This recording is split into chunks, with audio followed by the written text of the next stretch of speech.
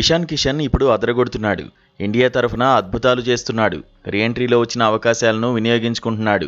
Batting ఆర్డర్లో position ఏదైనా సరే టీమిండియా ప్రయోజనాలే లక్ష్యంగా ఆడేస్తున్నాడు. టీ20 వరల్డ్ కప్లో రాణించిన ఇషాన్ కిషన్ భారత్ ఛాంపియన్గా నిలవడంలో తన వంతు పాత్ర పోషించాడు. ఆ తర్వాత ఐపీఎల్లోనూ ఫామ్ను కొనసాగించాడు. సన్ రైజర్స్ హైదరాబాద్ బ్యాటింగ్ ఆర్డర్లో కీలకంగా నిలిచాడు. అయితే భారత వన్డే జట్టులోనూ ఇషాన్ కిషన్ చోటు దక్కించుకున్నాడు. విరాట్ కోహ్లీ గాయపడడంతో తుది జట్టులోనూ ఇషాన్కు అవకాశాలు దొరుకుతున్నాయి. ఆఫ్ఘనిస్తాన్తో ఆడిన 2 వన్డేల్లోనూ బరిలోకి దిగాడు. అభిమానుల అంచనాలకు తగినట్టే బ్యాటింగ్ చేశాడు.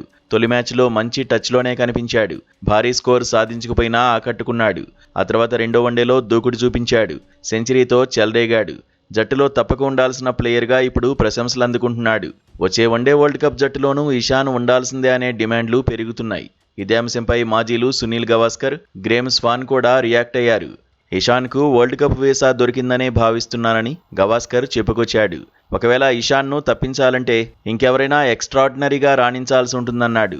అద్భుతంగా ఆడుతున్నాడని గుర్తు చేశాడు. గతంలో టెక్నికల్గా ఇబ్బంది పడేవాడన్నాడు. అయితే బలహీనతల నుంచి బయటపడ్డాడన్నాడు. 18 నెలలుగా ఇషాన్ కిషన్ ఆటలో ఎంతో మార్పు వచ్చిందన్నాడు. డిఫెన్స్ బాగుందన్నాడు. షార్ట్ బంతులను భారీ షాట్లుగా మలుస్తున్నాడని ప్రశంసించాడు. కంప్లీట్ ప్లేయర్గా కనిపిస్తున్నాడన్నాడు. ఆఫ్ స్టంప్ బలహీనత నుంచి బయటపడ్డాడని గవాస్కర్ అన్నాడు. లాఫ్టెడ్ ఎక్స్ట్రా కవర్ డ్రైవ్తో ఆకట్టుకుంటున్నాడని కితాబిచ్చాడు. ఇషాన్ కిషన్ను కట్టడి చేయడం బౌలర్లకు సవాల్గా మారిందన్నాడు. ఇషాన్ కిషన్ జట్టు మనిషి అంటూ గ్రేమ్ స్వాన్ రియాక్ట్ అయ్యాడు.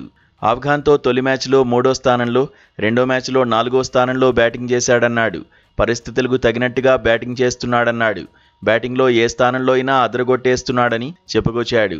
నిజానికి లక్నోలో ఇషాన్ కిషన్ సూపర్ షోతో కట్టిపడేశాడు. తొలుత దూకుడు మీదున్న గిల్కు సపోర్టుగా నిలిచాడు. స్ట్రైక్ రొటేట్ చేశాడు. ఆ తర్వాత గేర్లు మార్చేశాడు.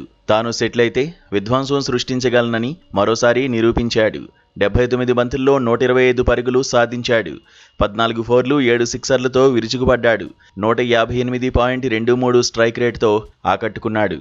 వరల్డ్ కప్ జట్టులో చోటే లక్ష్యంగా అడుగులు వేస్తున్నాడు.